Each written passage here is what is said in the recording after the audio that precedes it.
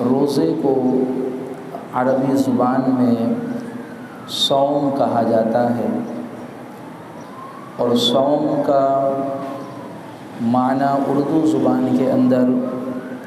باز رہنا اور رکنے کے آتا ہے۔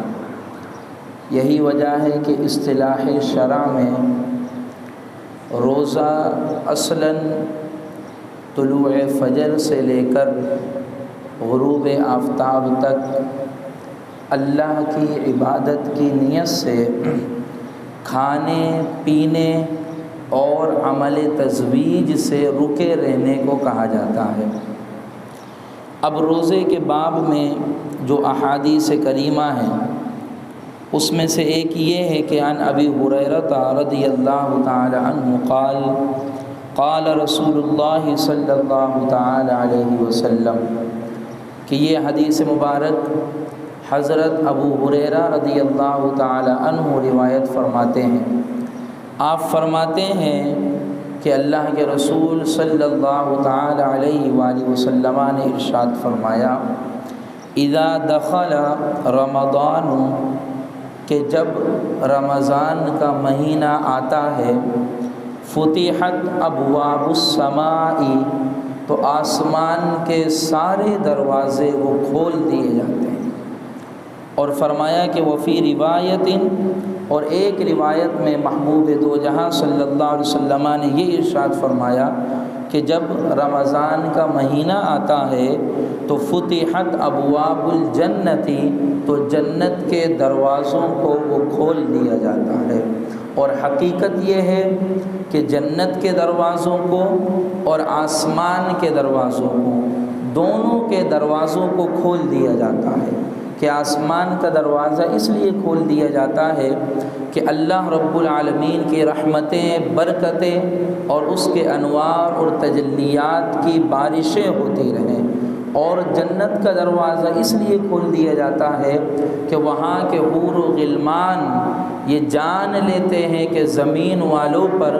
ماہ رمضان آ چکا ہے، اب جو بندہ اس مہینے کے تقدس کا لحاظ کرتا ہے اور اس مہینے میں روزہ رکھتا ہے تو جنت کے حور و غلمان اس بندے کے لیے اللہ کی بارگاہ میں بخشش کی دعائیں کر رہے ہوتے ہیں۔ اور پھر اسی طرح محبوب دو جہاں صلی اللہ علیہ وآلہ وسلم نے ارشاد فرمایا کہ وغلقت ابواب جہنم، کہ آسمان اور جنت کے دروازے کھول دیے جاتے ہیں اور جہنم کے دروازے وہ بند کر دیے جاتے ہیں۔ کہ یہ وہ ماہ مقدس ہے کہ اس ماہ مقدس میں مفسرین اور محدثین عظام نے بیان فرمایا ہے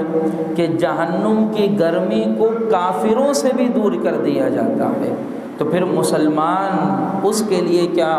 اللہ رب العالمین نے انعام اور اکرام رکھا ہوگا۔ پھر محبوب دو جہاں صلی اللہ علیہ وسلم نے فرمایا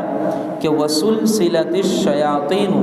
اور شیطانوں کو جکڑ دیا جاتا ہے۔ تو پھر اس مہینے کے اندر اگر شیطانوں کو جکڑ دیا جاتا ہے تو ایک سوال ذہن کے اندر یہ ابھرتا ہے کہ اس مہینے کے اندر بھی بہرحال برائیاں کہیں نہ کہیں چل رہی ہوتی ہیں، کہیں نہ کہیں انسان غلط کام کر رہا ہوتا ہے، گناہ اس سے سرزد ہو جاتا ہے۔ تو جب شیطان کو جکڑ دیا گیا ہے تو پھر گناہ کیوں ہو رہا ہے، پھر معصیتیں کیوں ہو رہی ہے؟ تو اس کی وجہ یہ ہے کہ شیطان کو تو پکڑ لیا جاتا ہے، جکڑ دیا جاتا ہے، یہ تو واضح ہے۔ اب جو برائیاں ہوتی ہیں وہ شیطان کے بہکاوے سے نہیں، بلکہ وہ برائیاں ہمارے نفس امارہ کی شرارت سے ہو رہی ہوتی ہیں۔ اس لیے نفس کا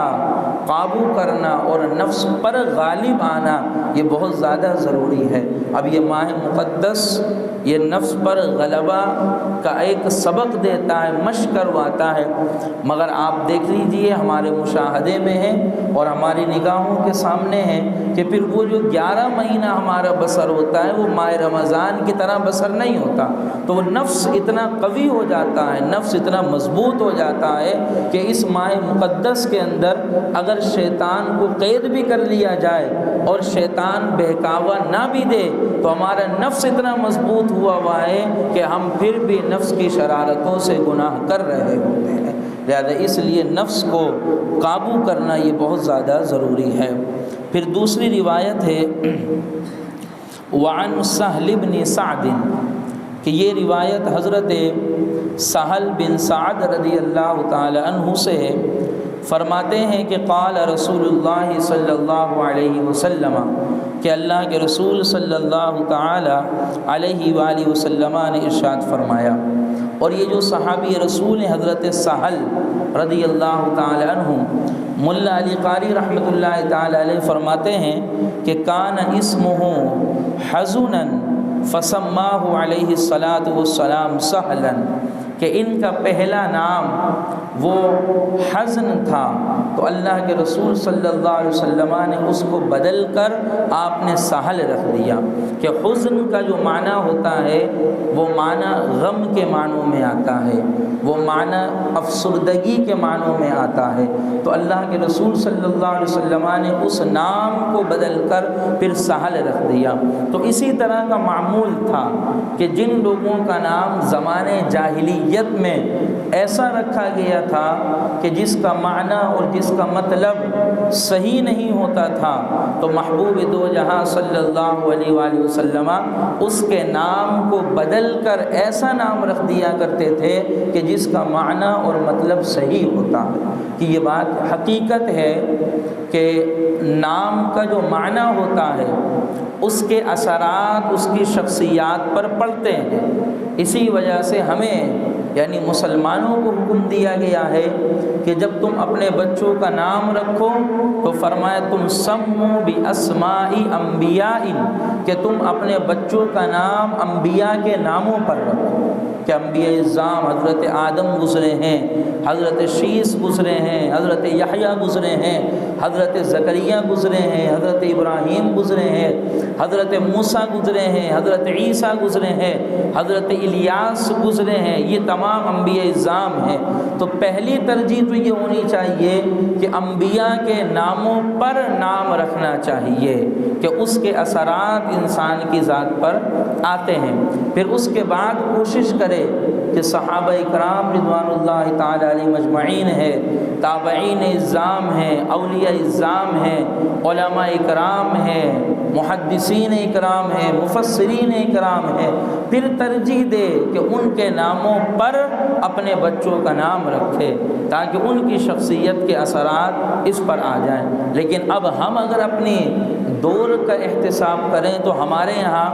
ان ناموں پر لوگوں کا منہ بگڑ جاتا ہے کہ یہ قدیم نام، یہ پرانے نام، یہ نام اب کون رکھتا ہے، کیا ہے، یہ منہ بگڑ جاتا ہے۔ تو اس منہ بگڑنے سے ہی اس کی شخصیت پر پہلا ہی برا اثر مرتب ہو جاتا ہے کہ اللہ کے نبیوں کے ناموں کو یوں اس طرح بالکل سے نیگلیکٹ کر دینا، ڈینائی کر دینا اور اس کو قابل التفات نہ سمجھنا، یہی تو سب سے بڑی بدنامی اور ضلالت ہے امت مسلمہ کے لیے۔ تو ہمارے یہاں بہت سے لوگوں کا جو نام ہوتا ہے اس نام کے معنی میں جائیں تو معنی بالکل عجیب و غریب ہو رہا ہوتا ہے، اور ہمارے یہاں یہ بھی کانسیپٹ آ گیا ہے کہ نام رکھنے کے لیے تاریخ پیدائش بتائی جائے، وقت بتایا جائے، دن بتایا جائے، پھر اس کے اعتبار سے الفاظ نکالے جائیں گے، پھر اس کے اعتبار سے سارے نام رکھے جائیں گے۔ اگر اس کی کوئی حقیقت ہوتی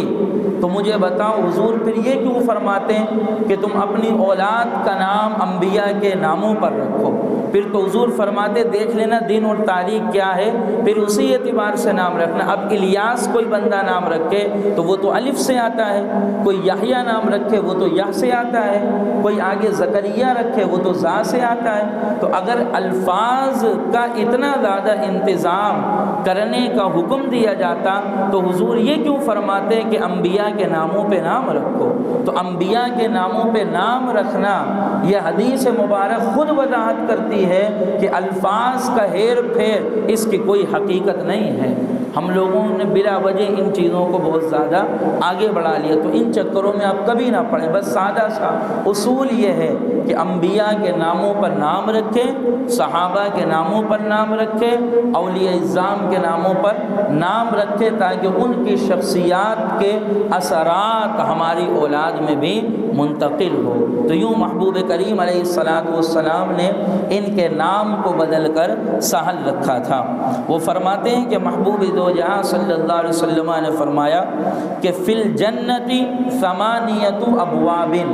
حضور علیہ السلام نے فرمایا کہ جنت میں 8 دروازے ہیں، اور فرمایا منہا باب یسمی الریان، اور ان 8 دروازوں میں سے ایک دروازہ ایسا ہے کہ جس کا نام ریان ہے۔ فرمایا لا يدخلہ الا الصائمون، اور اس دروازے سے فقط روزے دار ہی داخل ہوں گے۔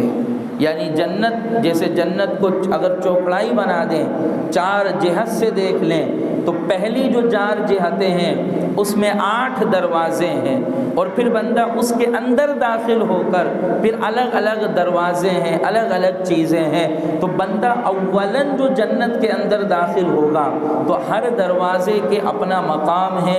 ہر دروازے کے پاس اپنی اپنی چیزیں ہیں۔ یہ جو دروازہ ہے باب الریان جس کو کہا جاتا ہے، اس دروازے کا کمال یہ ہے کہ اس دروازے کے پاس اللہ تعالیٰ نے بہترین مشروبات کی نہروں کو جاری کیا ہوا ہے، اور اس دروازے کے پاس سبزے اور ہریالی کی کثرت ہے، اور اس دروازے کے پاس پھل اور فروٹ کا اللہ رب العالمین نے ایک بہترین انتظام کیا ہوا ہے۔ تو روزے دار چونکہ بھوک اور پیاس کو برداشت کرتا ہے، تو جیسے ہی جنت میں جانے لگے گا تو پہلے ہی دروازے پر اللہ رب العالمین کی وہ ساری نعمتیں اس کی نگاہوں کے سامنے آ جائیں گی، جن نعمتوں کو وہ برداشت کر کے اللہ کے لیے روزہ رکھا کرتا تھا۔ تو وہ جنت کے دروازے کے پاس ہی ان نہروں سے لطف اندوز ہونا شروع ہو جائے گا، اور اللہ کے انعام و اکرام سے لطف اندوز ہونا شروع ہو جائے گا۔